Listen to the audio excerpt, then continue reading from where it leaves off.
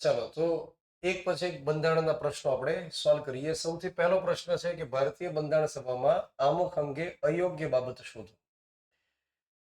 આમુખ અંગે અયોગ્ય બાબત શોધવાની એનો મતલબ થાય કે જે ખોટી બાબત હશે એને આપણે પકડી પાડવાની છે.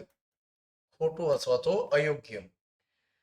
ઉદ્દેશ પ્રસ્તાવ રજૂ કરનાર વ્યક્તિ આવશે જવાહરલાલ નહેરુ. તો રજૂ તો જવાહરલાલ નહેરુએ કરેલો. તો આ વાક્ય એકદમ સાચું રહેલું છે. આમુખનું પ્રારૂપ તૈયાર કરનાર બાબા સાહેબ આંબેડકર. અહીંયા આગળ કોણ આવશે? અહીંયા આગળ આવશે બી એન રાવ. બેનિગલ નરસિંહ રાવ આવશે. આ બી એન રાવ શું રહેલા હતા? બંધારણીય સલાહકાર હતા. અચ્છા, બી એન રાવ બંધારણીય સલાહકાર હોય એની નિમણૂક કોણે કરી હતી? બી એન રાવ ભારતીય બંધારણ સભામાં સલાહકાર તરીકે કામ કરશે. એની નિમણૂક કરી હતી એ સમયના વાઇસરોય વેવેલે. આ એક વિગત તમારે યાદ રાખવાની કે બંધારણ સભાની રચના છે ને એ સમય ભારતના વાઇસરોય કોણ હતા? વેવેલ. અને વેવેલે જ બંધારણ સભાની સૌથી પહેલી બેઠકની તારીખ ડિસાઈડ કરી હતી. બી એન રાવ એ બેઝિકલી રાજકીય નેતા નહોતા, પરંતુ શું હતા? આઈસીએસ અધિકારી હતા. અને મેં તમને અગાઉ પણ સમજાવેલું કે સમગ્ર બંધારણ સભાની અંદર બે વ્યક્તિ જેની લીગલ અન્ડરસ્ટેન્ડિંગ ખૂબ સારી હતી. એક હતા ડોક્ટર બી આર આંબેડકર અને બીજા હતા બી એન રાવ. અમુકનો સ્ત્રોત રહેલો છે અમેરિકામાંથી, એ તો એકદમ સાચું થઈ જાય. પછી અમુકની ભાષાનો સ્ત્રોત ઓસ્ટ્રેલિયા. અમુકની ભાષાનો સ્ત્રોત ઓસ્ટ્રેલિયાનો મતલબ એ થાય કે અમુક જે બંધારણને સમજવાની ચાવી છે, અમુક જે બંધારણનું સારાંશ છે કઈ લેંગ્વેજમાં લખવું જોઈએ. તો ઓસ્ટ્રેલિયામાંથી પ્રેરણા લીધી કે અલગ અલગ લેંગ્વેજમાં નહીં લખવાનું, અલગ અલગ પ્રાંતની જે ભાષા હોય એમાં નહીં લખવાનું, કોઈ એક લેંગ્વેજ રાખો. તો ભાષાનો સ્ત્રોત આપણે લીધો છે ઓસ્ટ્રેલિયામાંથી. તો આગળ રાઈટ આન્સર આવશે બી. ચલો એના પછી બીજા નંબરનો પ્રશ્ન કે નીચેના વિધાનોનો અભ્યાસ કરી અને તમારે પસંદ કરવાનો છે યોગ્ય વિકલ્પ. સૌથી પહેલું વાક્ય છે કે આમુખને 22 જાન્યુઆરી 1950 ના રોજ અધિનિયમિત કરવામાં આવ્યું અને આમુખને બંધારણમાં સૌથી છેલ્લે અધિનિયમિત કરવામાં આવ્યું. તો રાઈટ આન્સર શું આવશે મને કહો. યસ, આ પહેલું વાક્ય છે એ સાચું કે ખોટું? પહેલું વાક્ય રહેલું છે એકદમ સાચું અને બીજું વાક્ય રહેલું છે એકદમ સાચું. રાઈટ આન્સર આવશે 1 અને 2 બંને સાચા. આમુખને 22 જાન્યુઆરી 1950 ના દિવસે અધિનિયમિત કર્યું. અધિનિયમિત નો મતલબ શું થાય? બહુમતી સાથે પસાર કરવા, એને કહેવાય અધિનિયમિત કર્યું. જ્યારે ભારતીય બંધારણનો સ્વીકાર થઈ ગયો એ તારીખ છે 26મી નવેમ્બર 1949. ભારતીય બંધારણનો સ્વીકાર જ્યારે થયો એ સમય દરમિયાન ભાગની સંખ્યા રહેલી હતી 22. ત્યાર પછી અનુચ્છેદની સંખ્યા કેટલી રહેલી હતી? 395. અને પરિશિષ્ટની સંખ્યા કેટલી હતી? 8. જેને આપણે મૂળ બંધારણ કહીએ, જેને આપણે ઓરિજિનલ કોન્સ્ટિટ્યુશન કહીએ, એમાં આ મુજબની સિચ્યુએશન હતી. એ સમય દરમિયાન 22 ભાગ લખ્યા, 395 અનુચ્છેદ લખ્યા, 8 પરિશિષ્ટ લખ્યા, પણ આમુખ હજી લખ્યું નહોતું. અને આમુખ એ બીજું કશું જ નથી, પરંતુ એની અગાઉ એક પ્રસ્તાવ રજૂ કરવામાં આવેલો જેનું નામ શું હતું? ઉદ્દેશ પ્રસ્તાવ. આ ઉદ્દેશ પ્રસ્તાવને રજૂ કરેલો હતો 13 ડિસેમ્બર 1946 ના દિવસે. યાદ છે કે કેમ? જવાહરલાલ નહેરુ આવ્યા હતા બંધારણ સભાની ત્રીજી બેઠકમાં 13 ડિસેમ્બર 1946 ના દિવસે. જે ઉદ્દેશ પ્રસ્તાવને રજૂ કરવામાં આવેલો ને એ જ આગળ જતા શું બની જાય છે? આમુખ. તો ઉદ્દેશ પ્રસ્તાવને રાખીએ કે ન રાખીએ એની ડિબેટ હતી અને ફાઇનલી 22 જાન્યુઆરી 1950 ના દિવસે સ્વીકાર કર્યો. તો સૌથી છેલ્લે અધિનિયમિત કરેલી બાબતનો મતલબ થાય કે બધું જ તૈયાર થઈ ગયું ત્યાર પછી આને લખવામાં આવ્યું. તો બંને વાક્ય સાચા રહેલા છે. એના પછી ભારતીય બંધારણમાં ન્યાયનો સિદ્ધાંત કયા સ્ત્રોતમાંથી લેવામાં આવ્યો?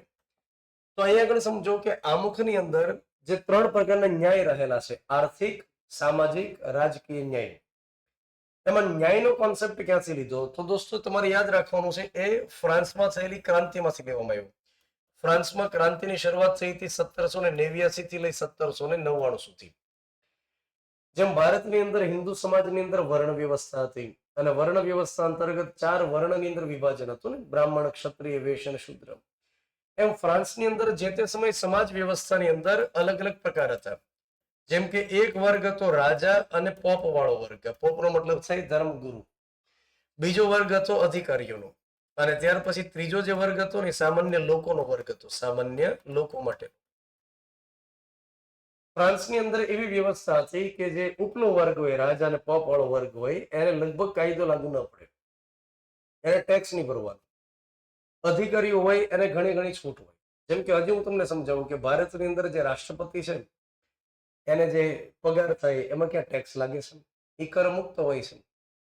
પછી અધિકારીઓને અમુક તો છૂટ હોય ને, જેમ કે કલેક્ટર નીકળ્યા હોય તો ટોલ નહીં ભરવાનું, એસપી નીકળ્યો હોય તો ટોલ નહીં ભરવાનો. તો અધિકારીઓને અમુક બાબતમાં રાહત હોય જ્યારે જાહેર કાર્ય માટે નીકળે. સૌથી વધારે મરો કોનો થાય? સામાન્ય લોકોનો.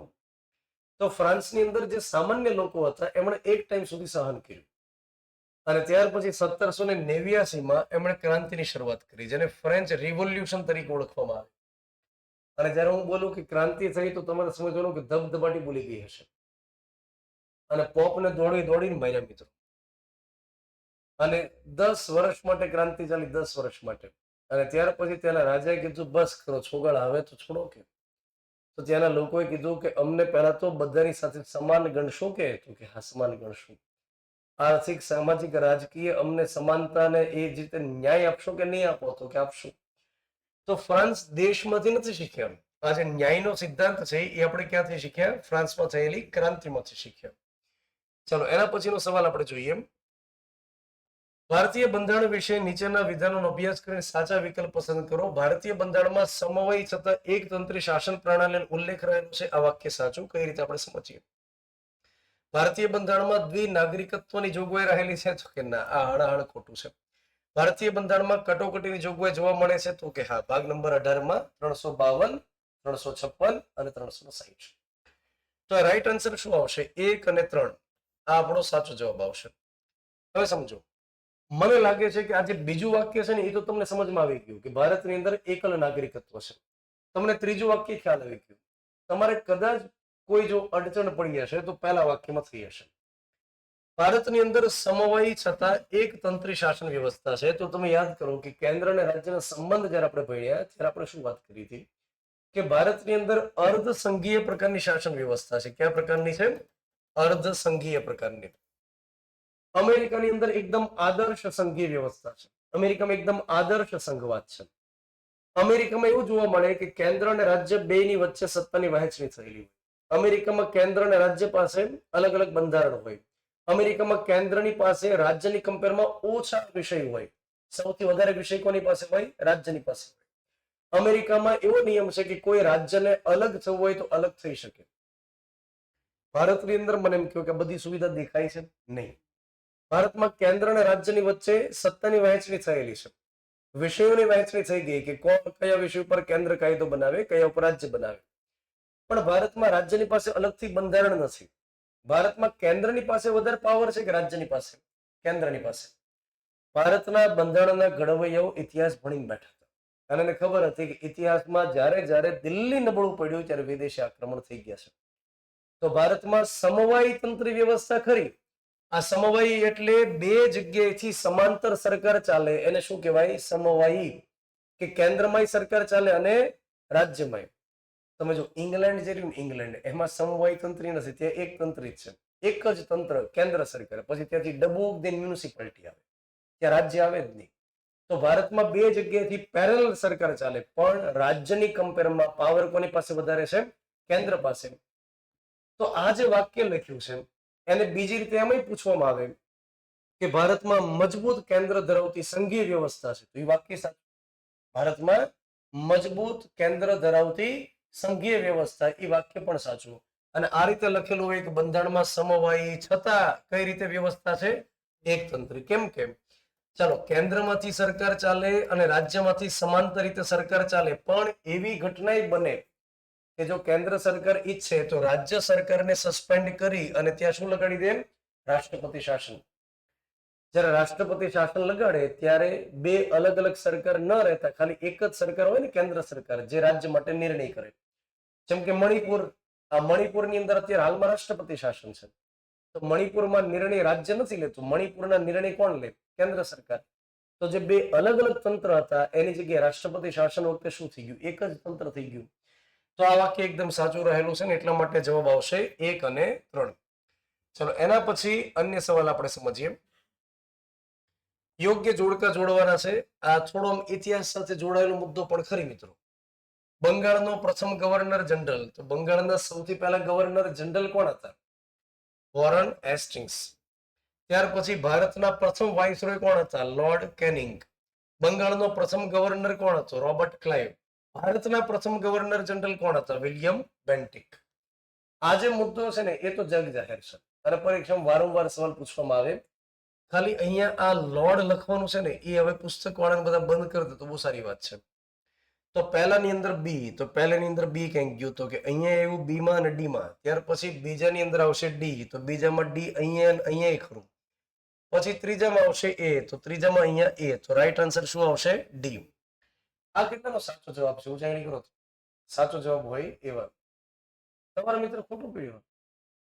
ઓકે, ચલો હવે આપણે આગળ વાત કરીએ. ભારતીયો માટે બંધારણ તૈયાર કરવા માટે મોતીલાલ નહેરુ દ્વારા તૈયાર કરવામાં આવેલા નહેરુ રિપોર્ટ કયા નામે ઓળખાય છે? ભારતીય બંધારણની બ્લુ પ્રિન્ટ, તો કે આ એકદમ રાઈટ આન્સર છે.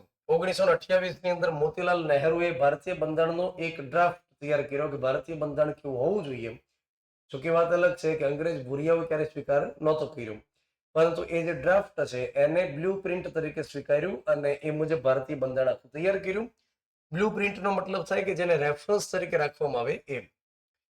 પૂર્ણ સ્વરાજનો ઠરાવ જે કોંગ્રેસના અધિવેશનમાં પસાર કરવામાં આવ્યો હતો તેના અધ્યક્ષ કોણ હતા? તો પૂર્ણ સ્વરાજ માટેનો ઠરાવ પસાર થાય છે વર્ષ 1929માં અને એ સમયે લાહોરની અંદર રાવી નદીના કિનારે જવાહરલાલ નહેરુની અધ્યક્ષતામાં કોંગ્રેસનું અધિવેશન યોજવામાં આવેલું અને ત્યાં આ ઠરાવ પસાર કરાયો અને એક તારીખ નક્કી કરી 26મી જાન્યુઆરી 1930 અને આ દિવસે સૌથી પહેલી વાર પૂર્ણ સ્વરાજ દિવસની ઉજવણી કરવામાં આવી. ચલો એના પછી બંધારણ સભાની અંતિમ બેઠક કયા દિવસે હતી? તો ભારતીય બંધારણની અંતિમ બેઠક છે 24મી જાન્યુઆરી 1950 ના દિવસે. બાકીની તો એમને ખ્યાલ આવે કે આ તો ક્યારેય ન હોઈ શકે ને. અચ્છા, 16 ઓગસ્ટ 1946 નો જે દિવસ હતો એને કયા દિવસ તરીકે ઓળખવામાં આવ્યો? સીધા પગલા દિવસ તરીકે અથવા કાળા દિવસ તરીકે, બ્લેક ડે તરીકે ઓળખવામાં આવ્યો. વર્ષ 1934માં બંધારણ સભાની રચનાની માંગ ક્યાં ભારતીય કરેલી હતી? તો અહીંયા આગળ પ્રિન્ટિંગ મિસ્ટેક છે. ભાવનેન્દ્રનાથ નો આવે, ત્યાં શું આવે? માનવેન્દ્રનાથ રોય આવે, માનવેન્દ્રનાથ રોય. કદાચ મતલબ પરીક્ષામાં તે તમને ખ્યાલ હશે કે આવી પ્રિન્ટિંગ મિસ્ટેક હોય છે કે નથી હોતી? પરીક્ષા તમે ફાઇનલ દેવા જાવ ત્યાં હોય છે કે નથી હોતી? એટલે તમને થોડો ઈ અંદાજ આવે કે આવું હોય તો આપણે ટીક શું કરવું. એટલે અમારા આ જે સર છે ને ચાઇકરીને રાખતા હોય છે અમુક ભૂલ. તો ભાવનેન્દ્રનાથ નહીં, મતલબ માનવેન્દ્રનાથ રોય આવશે. બાકી તમને એમને ખ્યાલ આવે કે આ તો ન જ આવે. તો એમ.એન. રોય જેમણે વર્ષ 1934માં ડિમાન્ડ કરી, એના પછી 1935માં કોંગ્રેસ પાર્ટી ડિમાન્ડ કરી, 1938માં જવાહરલાલ નહેરુએ ડિમાન્ડ કરેલી બંધારણ સભાની રચના કરવા દો. ચાલો, બંધારણ ઘડતર સંબંધી જે અલગ અલગ સમિતિઓ હતી એ અંગેના નીચેના વિધાનોનો અભ્યાસ કરી અને યોગ્ય વિકલ્પ પસંદ કરો. બંધારણ ઘડતર સંબંધી કાર્યો માટે 8 મોટી 14 જેટલી નાની સમિતિ હતી. આ વાક્ય સાચું કે ખોટું? આ સાચું. 8 મુખ્ય સમિતિ અને 14 જેટલી ગૌણ સમિતિ હતી. બંધારણનો મુસદ્દો ઘડવા માટે પ્રારૂપ સમિતિની રચના 29 ઓગસ્ટ 1947 ના રોજ કરવામાં આવેલી. આ વાક્ય સાચું ખોટું? આ વાક્ય રહેલું છે એકદમ સાચું મિત્રો. આજે તારીખ છે ને 29 ઓગસ્ટ 1947. આ હમણાં એક જીપીએસસી ની પરીક્ષામાં પૂછવામાં આવેલી તારીખ છે કે ડ્રાફ્ટિંગ કમિટીની રચના કઈ તારીખે થઈ. અને મેં તમને જયારે ભણાવ્યું ને ત્યારે એવું સમજાવેલું, વર્ષો પહેલા યાદ કરું ચેપ્ટર જયારે ભણ્યા ત્યારે. આ બધા ચેપ્ટર જયારે ભણે ને ત્યારે તમારામાંથી ઘણા ડેમો પડતા, શરૂના લેક્ચર હતા બધા. તો 15 ઓગસ્ટ 1947 ના દિવસે ભારત દેશ આઝાદ થયો અને ભારત દેશ આઝાદ થયા પછી ભારતીય નેતાઓ પર પ્રેશર આવ્યું હતું કે ઝડપથી બંધારણ તૈયાર કરો, ઝડપથી બંધારણ તૈયાર કરો. તો 2 અઠવાડિયા પછી 29 ઓગસ્ટ 1947 ના દિવસે ડ્રાફ્ટિંગ કમિટીની રચના થયેલી. તો વાક્ય એકદમ સાચું રહેલું છે. તો અહીંયા આગળ રાઈટ આન્સર આવશે 1 અને 2 સાચા. હવે આ જવાબ સાચો હોય ને એ પહેલા મને કહી દો તમારામાંથી. ક્યાં વાત છે, ખૂબ સરસ. ચલો એના પછી આપણે આગળ વાત કરીએ. આ સવાલ એકદમ સહેલો રહેલો છે, લગભગ બધાનો સાચો હોવો જોઈએ કે મુસદ્દા સમિતિમાં અધ્યક્ષ સહિત કેટલા સભ્યો રહેલા હતા? 7. હું ઝડપથી નામ બોલી જાઉં. સૌથી પહેલા તો અધ્યક્ષ કોણ હતા? ડોક્ટર બી.આર. આંબેડકર. એના પછી કનૈયાલાલ મુનશી, ગોપાલસ્વામી અયંગર, મોહમ્મદ સાદુલ્લા, અલ્લાદી કૃષ્ણસ્વામી અય્યર. ત્યાર પછી એક વ્યક્તિ હતા ટી.ટી. કૃષ્ણમાચારી અને એક હતા એન. માધવરાવ. તો અધ્યક્ષ સહિત ટોટલ 7 જેટલા વ્યક્તિ મુસદ્દા સમિતિમાં હતા. એના પછી નીચેના વિધાનોમાંથી ખોટું વાક્ય કેવું રહેલું છે એ આપણે પસંદ કરવાનું છે. ખોટું વાક્ય. ચલો ભારતના બંધારણને આકાર આપતા 60 દેશના બંધારણનો અભ્યાસ કરવામાં આવ્યો. આ વાક્ય સાચું. ભારતીય બંધારણ બનાવવામાં અંદાજે 64 લાખનો ખર્ચ થયો. આ વાક્ય પણ સાચું. બંધારણ સભાની અંતિમ બેઠક 24 જાન્યુઆરી 1950 ના રોજ હતી. તો કે સાચું. 26 નવેમ્બર 1949 થી ભારતીય બંધારણનું અમલીકરણ થયું. એક રીતે સાચું, એક રીતે ખોટું. કેમ કે અહીંયા શબ્દ લખવાનો તો આંશિક અમલીકરણ, તો એ સાચું. સંપૂર્ણ અમલીકરણ ક્યારે થયું? 26મી જાન્યુઆરી 1950. તો રાઈટ આન્સર આવશે ડી. આ ડી ખોટું છે ને તોય સાચું છે. બોલો, મતલબ આપણા જવાબની અંદર. ચલો, એના પછી ભારતીય બંધારણના અમલ માટે 26મી જાન્યુઆરીનો દિવસ શા માટે પસંદ કરવામાં આવેલો હતો? ગાંધીજીની અંતિમ ઈચ્છા હતી? તો કે ના, ગાંધીજીની અંતિમ ઈચ્છા નહોતી. એના ઉપરાંત ડોક્ટર બાબા સાહેબ આંબેડકરની અધ્યક્ષતાવાળી મુસદ્દા સમિતિ આ દિવસ નક્કી કર્યો? ના ભાઈ. હિન્દ છોડો ચળવળ વખતે ગાંધીજીએ 26 જાન્યુઆરીના રોજ સ્વતંત્રતાની ઘોષણા કરી હતી? ના. અહીંયા રાઈટ આન્સર શું આવશે? ડી. પૂર્ણ સ્વરાજની માંગ આના માટે જવાબદાર હતી. ચલો, એના પછી 14 નંબર, બંધારણના કયા અનુચ્છેદ અંતર્ગત રાષ્ટ્રધ્વજ લહેરાવવા માટે દરેક નાગરિકનો મૂળભૂત અધિકાર છે એવું કહેવામાં આવ્યું? આમાં કયો અનુચ્છેદ આવશે? દરેક નાગરિકને રાષ્ટ્રધ્વજ લહેરાવવાનો અધિકાર છે એવું કયા અનુચ્છેદમાં લખેલું છે? 19(1)(a). 19(1)(a). જો કે અહીંયા આગળ સ્મોલ એ મૂક્યો હોય તો વધારે સારું લાગે. વાણી અને અભિવ્યક્તિની સ્વતંત્રતા અંતર્ગત એક કેસ આવેલો હતો જેનું નામ શું રહેલું હતું? એક કેસ આવેલો હતો જેનું નામ છે નવીન જિંદાલ કેસ, જે મધ્યપ્રદેશની અંદર રાયગઢમાં ફેક્ટરી ચલાવતા, ડેલી ધ્વજ લહેરાવતા, એને અટકાવવામાં આવ્યા અને એ પછી સુપ્રીમ કોર્ટમાં ગયા. તો નવીન જિંદાલ કેસ એ આની પહેલાની ને એની પહેલાની જે પીએસઆઈની પરીક્ષા હતી ને એમાં પૂછવામાં આવેલો સવાલ છે. ચલો, એના પછી આગળ આપણે સમજીએ. પંડિત બિશન નારાયણ ધરની અધ્યક્ષતામાં 27 ડિસેમ્બર 1911 રચાયેલા કોંગ્રેસના અધિવેશનમાં રાષ્ટ્રજ્ઞાન સૌપ્રથમ ગાવામાં આવ્યું. આ અધિવેશન કઈ જગ્યાએ યોજાયેલું હતું? કોલકાતા ખાતે. ચલો, એના પછી રાજ્ય અને કેન્દ્ર વચ્ચે સત્તાની ફાળવણી કયા પરિશિષ્ટ અંતર્ગત આપવામાં આવેલી છે? પરિશિષ્ટ નંબર 7. સંઘ યાદીમાં કેટલા વિષય છે? 98. રાજ્ય યાદીમાં કેટલા છે? 59. અને સંયુક્ત યાદીમાં કેટલા છે? 52. ચલો, એના પછી આઝાદી પછી રચાયેલા ભારતના રાજ્યો અંગે અયોગ્ય જોડકું શોધો. તો 15મું રાજ્ય તો ગુજરાત હતું, એ આપણે સમજી શકીએ. ત્યાર પછી અહીંયા આગળ 16મું રાજ્ય નાગાલેન્ડ, એ આપણે સમજી શકીએ. 51મું રાજ્ય મેઘાલય આપણે સમજી શકીએ. આ જે રહેલું છે ખોટું છે, કેમ કે આંધ્રપ્રદેશની રચના નહોતી થઈ, રચના થઈ હતી તેલંગાણાની. આંધ્રપ્રદેશમાંથી તેલંગાણાની રચના થઈ, તો બી જે જવાબ રહેલો છે ખોટો છે. ભાષાના આધારે રાજ્યની રચના કરવા માટે કોની અધ્યક્ષતામાં રાજ્ય પુનર્ગઠન આયોગની રચના થઈ હતી? કોણ આવશે આમાંથી? ફઝલ અલી. એની સાથે સભ્યોમાં કોણ કોણ હતા? હૃદયરાજ કુંજરુ અને કે એમ પાનીકર. 1956માં રાજ્ય પુનર્ગઠન થતું તથા 14 રાજ્ય બન્યા અને કેન્દ્ર શાસિત પ્રદેશ 6 બન્યા. અચ્છા, રાજ્ય પુનર્ગઠન કરવા માટે કેટલા નંબરનો બંધારણીય સુધારો કર્યો હતો?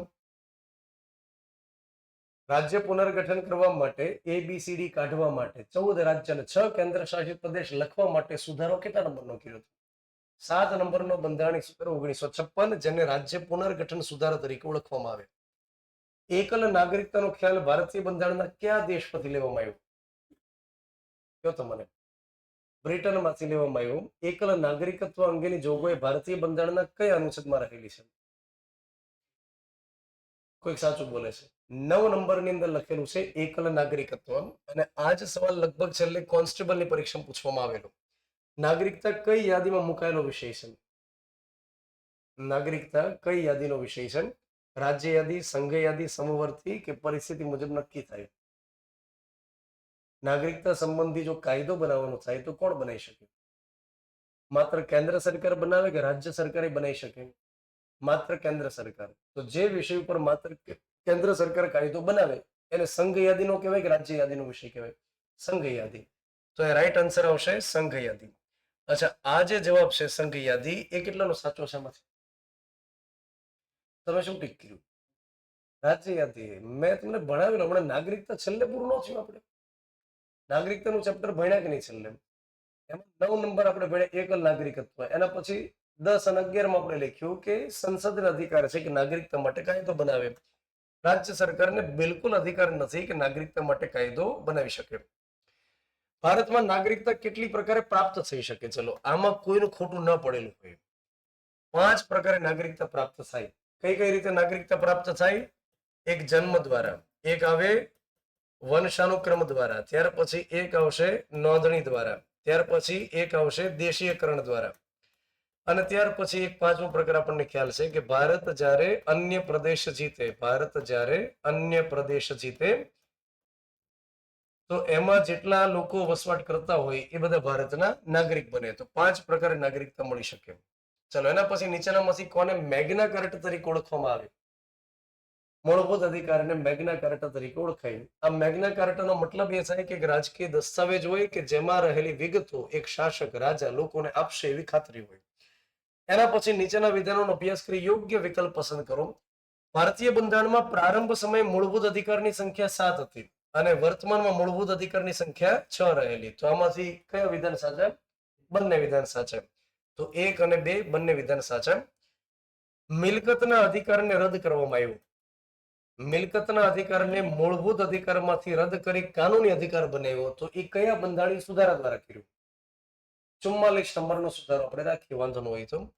44 નંબરનો બંધારણીય સુધારો વર્ષ 1978. અને કાનૂની અધિકાર જે મિલકતના અધિકારને બનાવ્યો એ કયા અનુચ્છેદ મુજબ બનાવ્યો? મિલકતનો અધિકાર હવેથી કાનૂની અધિકાર રહેશે એવું કયા અનુચ્છેદમાં લખ્યું? 300 એમાં લખવામાં આવ્યું. ચલો એના પછી આપણે આગળ વાત કરીએ. ભારતીય બંધારણના કયા મૂળભૂત અધિકારને 44માં બંધારણીય સુધારા દ્વારા રદ કર્યો? શિક્ષણનો અધિકાર, ભીખ માંગવાનો અધિકાર, મિલકતનો અધિકાર, બંધારણીય ઇલાજનો અધિકાર. તો શું આવશે? મિલકતનો અધિકાર. ચલો એના પછી બંધારણીય ઇલાજનો અધિકાર ભારતીય બંધારણના કયા અનુચ્છેદમાં જોવા મળે છે? અનુચ્છેદ નંબર 32. તમે શું બોલો છો? અનુચ્છેદ નંબર 32 બંધારણીય ઇલાજનો અધિકાર. અને આપણે સુપ્રીમ કોર્ટમાં જઈને શું કરી શકીએ? રીટ અરજી. રીટ અરજીના કેટલા પ્રકાર હોય? 5. કયા કયા હોય? બંધી પ્રત્યક્ષીકરણ, પરમાદેશ, પ્રતિષેધ, ઉત્પ્રેક્ષણ અને અધિકાર પૃચ્છા. અચ્છા, હાઈકોર્ટમાં જવું હોય તો કયા અનુચ્છેદ મુજબ જઈ શકાય? અનુચ્છેદ નંબર 226 મુજબ જઈ શકાય. ચાલો હવે આપણે આગળ વાત કરીએ. કાયદા સમક્ષ સમાનતાનો સિદ્ધાંત ભારતીય બંધારણના કયા દેશમાંથી પ્રેરણા લઈ અને લેવામાં આવ્યો? ચાલો મિત્રો, 14 નંબરની અંદર 2 અડધા વાક્ય લખ્યા કે કાયદા સમક્ષ સમાનતા અને કાયદાનું સમાન રક્ષણ. તો કાયદા સમક્ષ સમાનતા આપણે લીધું છે ઇંગ્લેન્ડમાંથી અને કાયદાનું સમાન રક્ષણ ક્યાંથી લીધું? અમેરિકામાંથી. જ્યારે મેં ભણ્યું ત્યારે મેં એવું કીધેલું કે આપણે ઘરનું મૂક્યું અને એક આખું વાક્ય તૈયાર કર્યું. તો કાયદા સમક્ષ સમાનતા ઇંગ્લેન્ડમાંથી, કાયદાનું સમાન રક્ષણ આપણે લીધું અમેરિકામાંથી. એના પછી ભારતીય બંધારણમાં આપવામાં આવેલા અધિકારો અનુચ્છેદ અંગે યોગ્ય જોડકા પસંદ કરો. ચાલો, વિચાર, વાણી, અભિવ્યક્તિની સ્વતંત્રતા ક્યાં આગળ આવશે? 19(1)A. સહકારી મંડળની રચના અને એની સ્વતંત્રતા 19(1)C. કોઈ પણ ભાગમાં હરવા ફરવાની સ્વતંત્રતા એ 19(1)D. અને શાંતિપૂર્વક હથિયાર વગર એકઠા થવાની સ્વતંત્રતા 19(1)B. તો આમાં સામસામે ગોઠવાયેલા જ છે. A, B, C અને D. તો રાઈટ આન્સર આવશે A. તો વાણી, અભિવ્યક્તિ, શાંતિપૂર્વક હથિયાર વગર ભેગા થાવ, ભેગા થઈને સંઘ બનાવો, સંઘ બનાવીને હરો ફરો, થાકી જાવ તો સ્થાયી થાવ અને સ્થાયી થયા પછી વ્યાપાર કરો, મતલબ વ્યાપાર કરવાની સ્વતંત્રતા. ચલો એના પછી આગળ આપણે વાત કરીએ. 6 થી 14 વર્ષના બાળકોને શિક્ષણ મેળવવાનો અધિકાર ભારતીય બંધારણના કયા અનુચ્છેદમાં રહેલો છે? 21A. સોરી, 22A નહીં મિત્રો, 21A આવશે. અનુચ્છેદ નંબર 21A. એના પછી શોષણ વિરોધી અધિકારો ભારતીય બંધારણમાં કયા અનુચ્છેદમાં આપવામાં આવ્યા છે? આમાં શું આવશે? 23 અને 24. રાઈટ આન્સર આવશે A. બાળ મજૂરી પર પ્રતિબંધ દર્શાવતો અધિકાર કયા અનુચ્છેદમાં છે? બાળ મજૂરી પર પ્રતિબંધ દર્શાવતો અધિકાર અનુચ્છેદ નંબર 24. ખૂબ સરસ. ભારતીય બંધારણના કયા અનુચ્છેદ અંતર્ગત હાઈકોર્ટને રીટ જાહેર કરવાની સત્તા છે? 226 નંબર. ભારતીય બંધારણમાં રીટનો ખ્યાલ કયા દેશમાંથી લેવામાં આવ્યો? કે જ્યારે કોઈના અધિકારનો ભંગ થાય અને સુપ્રીમ કોર્ટમાં અરજી કરી શકાય, સુપ્રીમ કોર્ટ ઠીક કરી દે, તો એ ખ્યાલ આપણે કયા દેશમાંથી શીખ્યા? બ્રિટનમાંથી. આપણે સૌથી વધારે છે ને 2 દેશમાંથી લીધેલું છે, એક બ્રિટનમાંથી ને બીજો અમેરિકામાંથી. જ્યારે જ્યારે પરીક્ષામાં ડખો થાય તો લગભગ બ્રિટન ટીક કરી નાખવું, એમાંથી ઘણી બાબતો લીધી છે. તો બ્રિટનમાંથી, ઇંગ્લેન્ડમાંથી આપણે શીખ્યા કે રીટ કરી શકાય. પરમાદેશનો ઉદ્દેશ શું હોય? ચાલો, આમાંથી તમે ABCD માંથી જે કર્યું હોય ને તમારે મને કહેવાનું છે સૌથી પહેલા. પરમાદેશની અંદર તમે શું કર્યું બેન? તમે શું કર્યું? Option C. તમે મિત્ર શું કર્યું? એ કર્યું. તમે શું કર્યું? એ. તમે ચૌહાણભાઈ? એ. તમે બેન શું કર્યું? સી કર્યું. ચાલો જોઈએ. કોઈ પણ જાહેર અધિકારીઓને તેની ફરજ બજાવવા આદેશ આપવામાં આવે, ન્યાયાલય દ્વારા તેની તાબાની અદાલત કે અધિકરણોને ન્યાયિક કાર્યવાહી ન કરવા, આ તો ન આવે મિત્રો. આમાં બહુ જામ્યું નિયમ છે, જામવું જોઈએ ને અંદરથી. તાબાની ન્યાયાલય કે વહીવટી સંસ્થાઓ જ્યારે તેના કાર્યક્ષેત્રની સીમા ઓળંગી ન્યાયિક, અર્ધ ન્યાયિક કે વહીવટી કામગીરી કરતા હોય, આમાં જામ્યું નિયમ. કોઈ પણ વ્યક્તિ એવું લાગે કે પોતાને ગેરકાનૂની બંદી, આ તો બંદી પ્રત્યક્ષીકરણમાં આવે ને, તો 3માં ચોકડી હોય તો મિત્રો માલુમ પડે કે આ જવાબ હોઈ શકે એ. આ તો તમને લગભગ ખ્યાલ હોવો જોઈએ કે પરમાદેશ એને આપણે સક્રિય રીત તરીકે નામ આપ્યું હતું કે જ્યારે આળસુ કોઈ અધિકારી હોય, કામ પોતાનું ન કરતા હોય, પોતાની ફરજ ન નિભાવતા હોય, ત્યારે એને સક્રિય કરવા માટે સુપ્રીમ કોર્ટ આદેશ આપે, અને જે આદેશ હોય શું કહેવાય? પરમ આદેશ. તો રાઈટ આન્સર આવશે એ. ચલો એના પછી નીચેનામાંથી કયા અનુચ્છેદ અંતર્ગત આવતા મૂળભૂત અધિકારો વિદેશી નાગરિકોને પ્રાપ્ત થતા નથી? મેં મૂળભૂત અધિકારનું ચેપ્ટર જ્યારે પૂર્ણ કર્યું ત્યારે 3 સ્પષ્ટતા લખાવી હતી. એમાં એવું કીધેલું કે વિદેશી વ્યક્તિને અમુક અધિકાર ન મળે, જેમ કે 15, 16, 19, 29 અને 30. બોલો તો કયા કયા ન મળે? 15, 16, 19, 29 અને 30. આ કોને ન મળે? વિદેશી વ્યક્તિને ન મળે. તો જો આ 15 નંબર છે એ ન મળે એવું આપણે સ્પષ્ટ કહી શકીએ કે ન કહી શકીએ? તો રાઈટ આન્સર આવશે ડી. આ કેટલાનું સાચું પડ્યું ઉજાગરી કરો તો? 15 સાચું પડ્યું હોય એવા. ઓકે, ચલો ઘણાનું રિવિઝન સરસ છે. સમાન ન્યાય અને મફત કાનૂની સહાયનો ઉલ્લેખ ભારતીય બંધારણના કયા અનુચ્છેદમાં છે? શું આવશે એમાં? 39 કેપિટલ એ. આ 39 કેપિટલ એ ઉમેરવા માટે કયો સુધારો કરવામાં આવેલો? 42 નંબરનો બંધારણીય સુધારો 1976. ઇન્દિરા ગાંધીના ટાઈમમાં સમાન મફત કાનૂની સહાય માટે 39 એ ઉમેરવામાં આવ્યું. બાળપણ પહેલાની કાળજીને 6 વર્ષ સુધીના બાળકોને મફત શિક્ષણની જોગવાઈ કયા અનુચ્છેદમાં છે? કયો અનુચ્છેદ આવશે આમાંથી? 45 નંબર. મેં તમને એવું સમજાવેલું કે શિક્ષણ સાથે જોડાયેલા 3 અનુચ્છેદ તમારે યાદ રાખવાના. એક 21 એ, એક 45 નંબર અને એક આવશે 51 એ કે. આમાં અધિકાર રહેલો છે. આમાં ડીપીએસપી મતલબ રાજનીતિના માર્ગદર્શક સિદ્ધાંત, અને આ મૂળભૂત ફરજ રહેલી છે કે દરેક માતા પિતા કે વાલી એના 14 વર્ષ સુધીના બાળકને ભણાવે. તો શિક્ષણ સાથે જોડાયેલા 3 અનુચ્છેદ, એક 21 એ, એક 45 અને 51 એ કે. આ 3 અનુચ્છેદ વારંવાર પરીક્ષાઓની અંદર પૂછવામાં આવે છે. ચલો હવે આપણે આગળ વાત કરીએ. મૂળભૂત ફરજોને સરદાર સ્વર્ણસિંહ સમિતિની ભલામણથી કયા સુધારા દ્વારા બંધારણમાં ઉમેરવામાં આવી? ક્યાં વાત છે? આમાં તો આપણને ખ્યાલ છે ને, કયો ઓપ્શન આવશે જવાબમાં? એ. 42 નંબરનો બંધારણીય સુધારો 1976.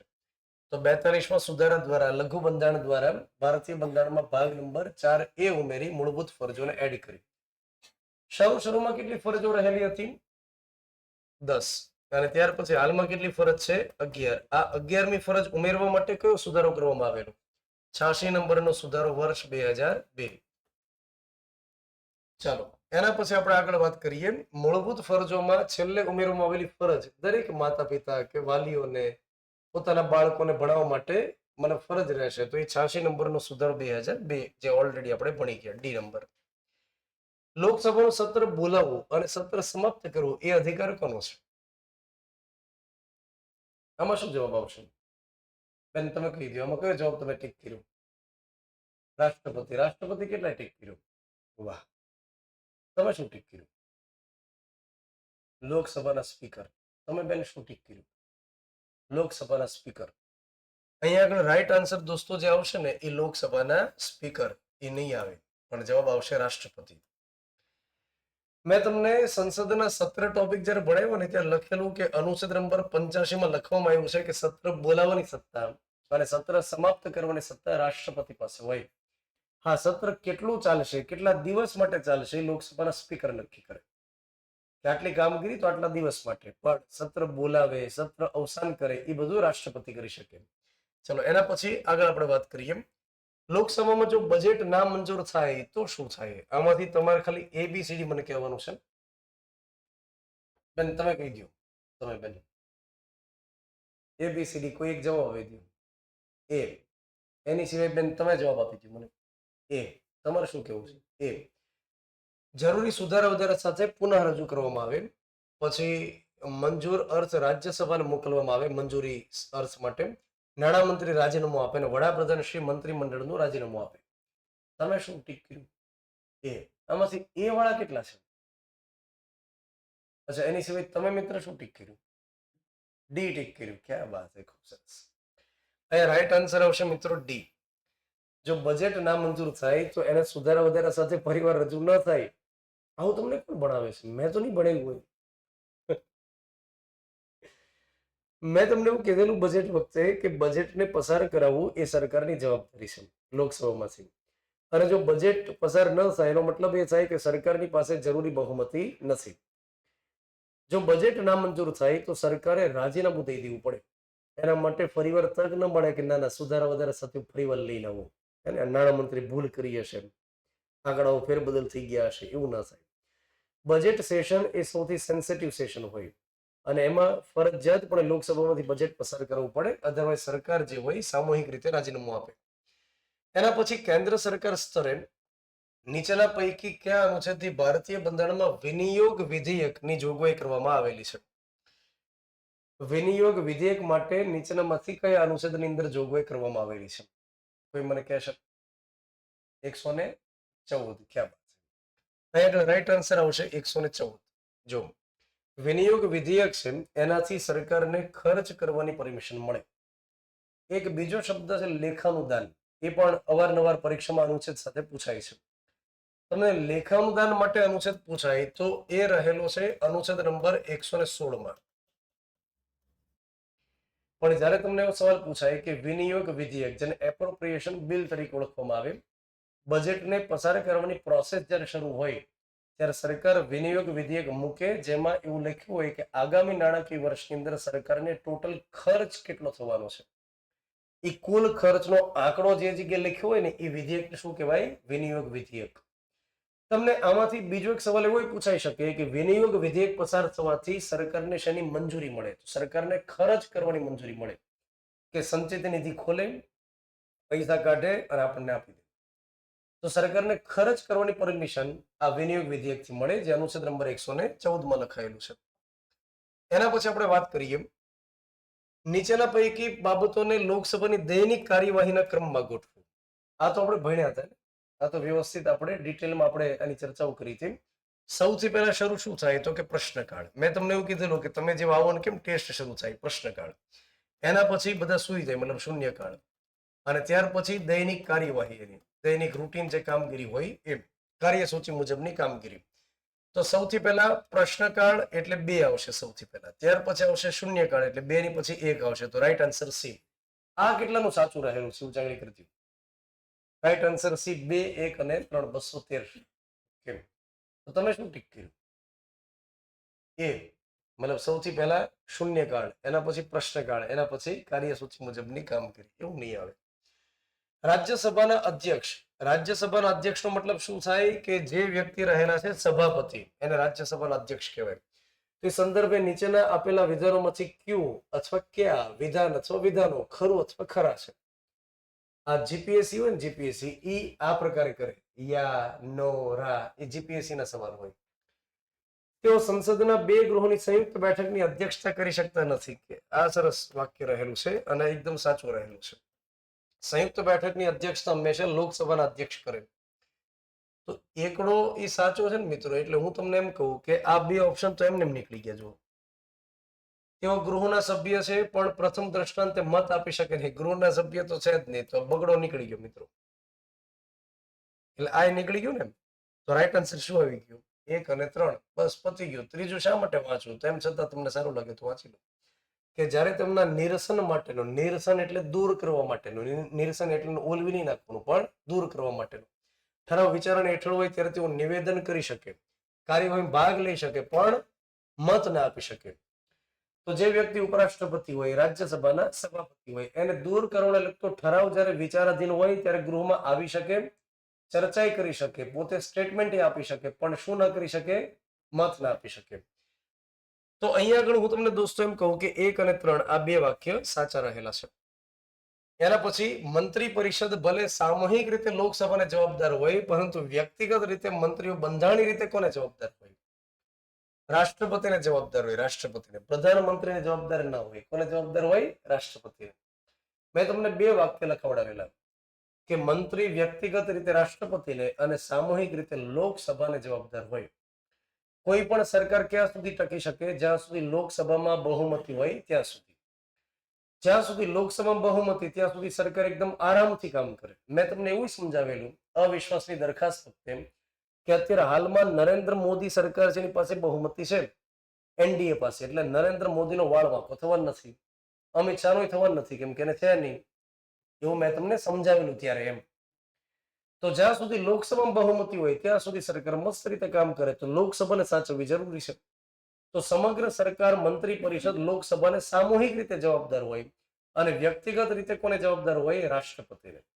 કેમ કે ભારતીય બંધારણમાં એક વાક્ય લખ્યું કે કોઈ પણ મંત્રી રાષ્ટ્રપતિની ઈચ્છા સુધી કામ કરી શકે. રાષ્ટ્રપતિની ઈચ્છા સુધી, તો રાષ્ટ્રપતિ મનસ્વી રીતે નિર્ણય કરે કે ભાઈ કાલથી તમારે નિર્મલા તમારે ન આવવું, કાલથી ભાઈ અમિત તું નહીં આવતો કાલથી, એવું કરે નહીં. રાષ્ટ્રપતિની ઈચ્છા સુધી એટલે અલ્ટિમેટલી કોની ઈચ્છા હોય? વડાપ્રધાનની ઈચ્છા હોય. તો વડાપ્રધાનની સાથે જ્યાં સુધી કોઈને બને ત્યાં સુધી રાખી, નથી બનતું તો રાષ્ટ્રપતિને ભલામણ કરી દે કે અમને રાજીનામું લઈ લ્યો. લોકસભાના સ્પીકર બાબતે કયું વિધાન સાચું નથી? મતલબ આપણે ખોટું જે વાક્ય છે ને એ પકડવાનું છે. સ્પીકર ગૃહના વિશેષાધિકારને સમર્થન આપવા માટે જવાબદાર છે. આ સાચી વાત છે. કઈ રીતે આપણે હમણાં સમજીએ. ભારતના એકત્રિત ભંડોળમાંથી સ્પીકરનો પગારને ખર્ચ કરવામાં આવે છે. આ વાત સાચી રહેલી છે. બંધારણીય રીતે સ્પીકર પ્રથમ દ્રષ્ટાંતે મત આપવા અપેક્ષિત નથી. આ સાચી વાત રહેલી છે. ઉપરોક્તમાંથી એકેય નહીં, તો રાઈટ આન્સર શું આવે? ડી. આમાંથી ડી તમે ટીક કર્યું હોય એવા કેટલા? રાઈટ આન્સર તમે ડી ટીક કર્યો હોય. સરસ, ખૂબ સરસ. આ વખતે ભાઈઓમાં ઉજાગરી છે. ઉપરોક્તમાંથી કોઈ નહીં એ રાઈટ આન્સર છે. કેમ કે ઉપરના ત્રણેય વાક્ય કેવા છે? સાચા. અને આપણે પસંદ કયું કરવાનું? તો સાચું નથી, ખોટું. તો ખોટું તો એકેય નથી. જો સ્પીકર ગૃહના વિશેષ અધિકારને સમર્થન આપવા માટે જવાબદાર. એટલે જ્યારે કોઈ વ્યક્તિ આખા ગૃહના વિશેષ અધિકારનો ભંગ કરે ત્યારે ગૃહના અધ્યક્ષ જે તે વ્યક્તિને સમન્સ આપે, એને બોલાવે અને જો ઠીક લાગે તો એને સજા પણ કરે. અનુચ્છેદ નંબર 105 ની અંદર સંસદીય વિશેષ અધિકાર જ્યારે ભણ્યા ત્યારે આપણે વાત કરી હતી, અને એ સમય દરમિયાન આપણે એક કેશવસિંહ કેસ ભણ્યા હતા. કેશવસિંહ કેસ ભણ્યા હતા ઉત્તર પ્રદેશ સાથે જોડાયેલો, જેમાં હાઈકોર્ટ અને વિધાનસભા આમને સામને થઈ ગઈ હતી. તો ગૃહના અધ્યક્ષની પાસે પાવર હોય કે વિશેષ અધિકારના ભંગ જો થાય તો એ સમયે કાર્યવાહી કરે. ભારતના એકત્રિત ભંડોળ યાની સંચિત નિધિ, એમાંથી એમનો પગાર ભથ્થા સાહેબ. અને બંધારણીય રીતે સ્પીકર પ્રથમ દ્રષ્ટાંત એટલે પહેલી વારમાં મત ન આપે. લોકસભાના અધ્યક્ષ ક્યારે મત આપે? જ્યારે સરખા મત થાય ત્યારે આપે, પહેલી વારમાં મત ના આપે. તો આ વાક્ય સાચું રહેલું છે. સંસદમાં અવિશ્વાસની દરખાસ્ત બાબતે નીચેના વિધાનોમાંથી કયા વિધાનો ખરા છે? સાચા વિધાન કયા છે? પસંદ કરીએ. અવિશ્વાસની દરખાસ્ત અંગે બંધારણમાં કોઈ ઉલ્લેખ નથી. સાચી વાત છે. કેમ કે લોકસભા નિયમ 198 માં જોગવાઈ છે. 2 અવિશ્વાસની દરખાસ્ત વચ્ચે 6 મહિનાનો ગાળો પસાર થયેલો હોવો જોઈએ. આ વાત પણ સાચી. ઓછામાં ઓછા 100 સદસ્યોની અવિશ્વાસની દરખાસ્તને ટેકો આપેલો હોવો જોઈએ. ઓછામાં ઓછા 100 સદસ્ય ન જોઈએ મિત્રો. ઓછામાં ઓછા કેટલા જોઈએ? 50 જોઈએ. અવિશ્વાસી દરખાસ્ત માત્ર લોકસભામાં જ રજૂ કરી શકાય. આ વાત સાચી. તો રાઈટ આન્સર આવશે 1, 2 અને 4. તો સી જવાબ આવશે. સી જવાબ ટીક કર્યો એવા કેટલા? ખૂબ સરસ. તો અવિશ્વાસની દરખાસ્ત સ્પેશિયલી આપણે ભણેલા, ભારતીય બંધારણમાં ઉલ્લેખિત નથી. લોકસભા નિયમ નંબર 198 માં જોગવાઈ છે. અવિશ્વાસની દરખાસ્ત વિરોધ પક્ષવાળા લઈને આવે, માત્ર લોકસભામાં લઈને આવે, સરકાર વિરુદ્ધ લઈને આવે, ઓછામાં ઓછા 50 વ્યક્તિ સાઇન કરે તો જ અવિશ્વાસની દરખાસ્ત રજૂ થાય. પછી આમાં કેવું છે સમજો, 50 વ્યક્તિ સાઇન કરીને અવિશ્વાસની દરખાસ્ત આવી શકે તો અત્યારે હાલમાં કોંગ્રેસની પાસે 99 જેટલી બેઠક છે લોકસભામાં. તો અત્યારે અવિશ્વાસ લઈને આવ્યા, ત્યાં રિજેક્ટ કર્યું, તો વળી પાછા 3 દિવસ પછી ફરીવાર લઈને આવે કે અવિશ્વાસ, ફરીવાર અઠવાડિયા પછી લઈને આવે અવિશ્વાસ. તો એમ મજાક નહીં કરવાની, અવિશ્વાસની દરખાસ્ત છે. તો એના માટે નિયમ શું કર્યો કે એક અવિશ્વાસની દરખાસ્ત પૂરી થાય પછી બીજી અવિશ્વાસની દરખાસ્ત વચ્ચે 6 મહિનાનો ગાળો તો કમ્પલસરી રાખવાનો. ચાલો એના પછી આપણે આગળ વાત કરીએ. રાષ્ટ્રપતિની ચૂંટણી સંદર્ભે નીચેનામાંથી કયા સાચા વિધાન રહેલા છે? નિર્વાચક મંડળ એટલે મતદાર મંડળ ના સભ્યો દ્વારા ચૂંટાય, નિર્વાચક મંડળના સભ્યો દ્વારા ચૂંટાય, નિર્વાચક મંડળમાં સંસદના બંને ગૃહના ચૂંટાયેલા સભ્યોનો સમાવેશ થાય. નિર્વાચક મંડળમાં વિધાનસભાના ચૂંટાયેલા સભ્યોનો સમાવેશ થાય. નિર્વાચક મંડળમાં દિલ્હી, રાષ્ટ્રીય રાજધાની અને પુડુચેરીના કેન્દ્ર શાસિત પ્રદેશના વિધાનસભાના ચૂંટાયેલા સભ્યોનો સમાવેશ થાય. આમાંથી સૌથી પહેલા તમે જે ટીક કર્યું ને એ મારે જાણવાનું છે કે તમે આની અંદર કઈ રીતે પરાક્રમ કર્યું છે. આ છેલ્લેથી જે બીજા બેન છે ને તમે કહી દો મને. ડી ટીક કર્યું, એની બાજુમાં બેન તમે શું ટીક કર્યું? ABCD C. તમે છેલ્લે મિત્ર શું ટીક કર્યું? ડી. આપણે જોઈએ નિર્વાચક મંડળના સભ્યો દ્વારા ચૂંટાય તો આ પહેલું વાક્ય તો સાચું જ રહેલું છે. નિર્વાચક મંડળ યાની મતદાર મંડળ. તો રાષ્ટ્રપતિની નિમણૂક ન થાય એની શું થાય? ચૂંટણી. પહેલું વાક્ય સિમ્પલ આપણને એવું કહેવા માંગે છે કે રાષ્ટ્રપતિની શું થાય? ચૂંટણી, એની નિમણૂક ન થાય. તો આ સાચું. ચલો, પહેલું તો સાચું રહેલું જ છે. એના પછી નિર્વાચક મંડળમાં સંસદના બંને ગૃહના ચૂંટાયેલા સભ્યો, આ પણ સાચું. નિર્વાચક મંડળમાં વિધાનસભાના ચૂંટાયેલા સભ્યો. રાષ્ટ્રપતિની ચૂંટણીની વાત આવે ત્યારે ચૂંટાયેલા સભ્ય પકડી રાખવાનું, તમામ સભ્યો ન ચાલે. પછી દિલ્હીની પુડુચેરી છે એના પણ વિધાનસભાના ચૂંટાયેલા સભ્યો. તો રાઈટ આન્સર આવશે બધા જ 1, 2, 3 અને 4. એના પછી રાષ્ટ્રપતિની ચૂંટણીની રીત ભારતીય બંધારણના કયા અનુચ્છેદમાં આપવામાં આવેલી છે? ચલો આમાં કહી દઉં. 54 નંબર આવે કે 55 નંબર આવે? 54 નંબર કેટલા વિચારે છે કે 54 નંબર આવે? 55 નંબર કેટલા વિચારે? જવાબ આવશે મિત્રો અનુચ્છેદ નંબર 55. 54 નંબરની અંદર મતદાર મંડળની વાત છે. 55 નંબરમાં લખ્યું છે કે રાષ્ટ્રપતિની ચૂંટણી થાય સપ્રમાણ પ્રતિનિધિત્વ અને એકલ સંક્રમણીય મત પદ્ધતિ દ્વારા. તો 55 નંબરમાં રાષ્ટ્રપતિની ચૂંટણીની રીત આવશે. એના પછી લોકસભાની રચનામાં કેન્દ્ર શાસિત પ્રદેશના પ્રતિનિધિઓની સંખ્યાથી વધુ ન હોવી જોઈએ, મતલબ કે મહત્તમ કેટલી હોવી જોઈએ? એનાથી વધારે ન હોવી જોઈએ. તો આમાં રાઈટ આન્સર શું આવશે? આમાં સાચો જવાબ શું આવશે? આમાંથી 20 ટીક કર્યું હોય એવા કેટલા? ઉજાગરી કરો. 20 ટીક કર્યું હોય એવા તમે કેટલા ટીક કર્યા?